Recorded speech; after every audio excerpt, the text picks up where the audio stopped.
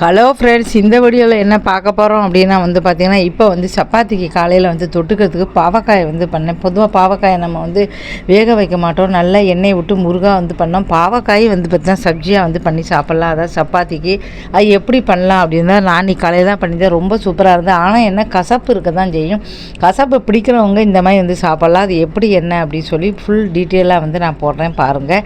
இப்போ பாவக்காய் நல்லா கழுவிக்குங்க. சின்ன பாவக்காய் இருந்தாலும் சரி, பெரிய பாவக்காய் இருந்தாலும் நல்லா கழுவி சின்னதாக நல்லா வட்டமாக வெட்டிக்கங்க. வெட்டி வட்டமாக இருந்தாலும் சரி, சின்ன சின்ன துண்டாக எப்படினாலும் உங்கள் இஷ்டத்துக்கு வைக்க. நல்லா கடாயில் போட்டு அதில் தண்ணியை ஊற்றி உப்பு மஞ்சப்பொடியெல்லாம் போட்டு ஃபஸ்ட்டு வேக வைங்க. அதுதான் மெத்தடு.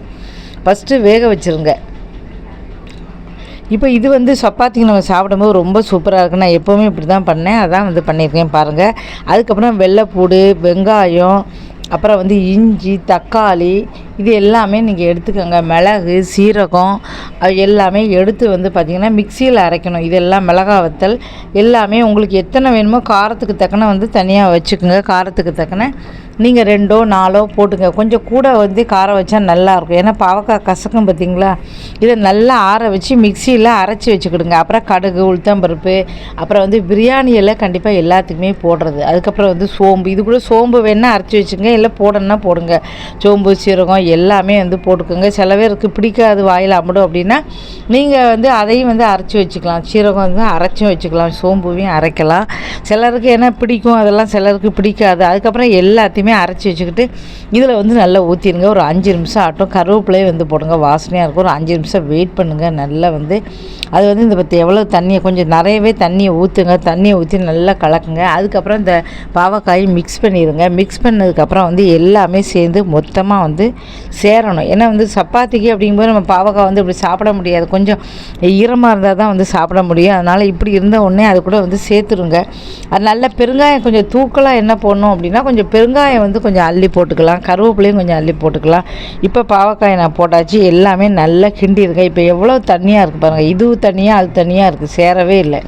நல்லா பாருங்கள். இப்போ நல்லா ஒரு 10 நிமிஷம் கொதிக்கணும். கொதிச்சதுக்கப்புறம் பார்த்தீங்கன்னா, எப்போவுமே வீட்டில் பருப்பு பொடி நீங்கள் கலந்து வச்சுருக்கீங்கன்னா அது 1 ஸ்பூன் எடுத்து கலந்துருங்க. அப்போ தான் கெட்டியாக ஆகும். நான் அப்படி தான் பாசிப்பருப்பு, துவரம்பருப்பு வறுத்து அந்த பருப்பு பொடியை வச்சுக்கோங்க. சப்ஜிக்கெலாம் டெய்லியும் 1 ஸ்பூன் சேர்த்து பண்ணுங்கள். அதே மாதிரி இந்த பாவக்காயிலையும் கலந்துருங்க. ஒரு 5-10 நிமிஷம் நீங்கள் வெயிட் பண்ணிங்கன்னா எல்லாமே சேர்ந்து சூப்பராக வந்துடும். சாப்பிட்டு பார்த்தீங்கன்னா சப்பாத்திக்கு பிரமாதமாக இருக்கும்.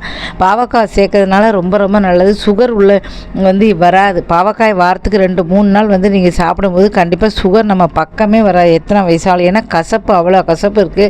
அதுவும் பாவக்காய் நல்லா வேக வச்சு இந்த தண்ணியெல்லாம் ஜூஸ் மாதிரி அடிக்கடி குடிச்சிட்டோம் அப்படின்னா அந்த எந்த வயசாக இருந்தாலும் சுகர் பக்கத்துலேயே நமக்கு வராது. அதனால் இந்த மாதிரி பார்த்தீங்கன்னா நான்லாம் அப்படி தான் நல்லா வேக வச்சு தண்ணியை குடிச்சிட்டு. இப்போ இந்த வேக வச்ச தண்ணியை சில பேர் கொட்டுவாங்க. அப்படி கொட்டாதீங்க. ஏன்னா அதுதான் மருந்து, அதுதான் சாப்பிடணும். சில பேர் கசப்பு போகணும்னு அந்த தண்ணியை கொட்டிடுவாங்க. அதுக்கப்புறம் சக்கையை பாட்டு. இப்போ பாருங்கள், தக்காளி, அப்புறம் பாருங்கள் ஊறுகாய், தயிர், ரொட்டி இவ்வளவும் சாப்பிடும்போது ரொம்ப சூப்பராக இருந்தது. காலையில் 2 காய் நேற்று ராத்திரி தக்காளி பண்ணியிருந்தேன்.